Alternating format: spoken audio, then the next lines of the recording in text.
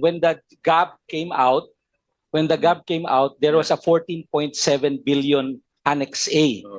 Then when the committee, the GAA came out, from 14.7 it became 17 billion. So we are not privy to how the list was generated. So dagdag ko lang yan doon sa confirmation na kinuha nila yung budget ng DepEd at isa yan sa mga rason kung bakit ako nag-resign sa Department of Education. Hindi na ako papayag na sa susunod na taon, ganyan pa rin ang gawin nila at ako yung mananagot sa ginagawa nila.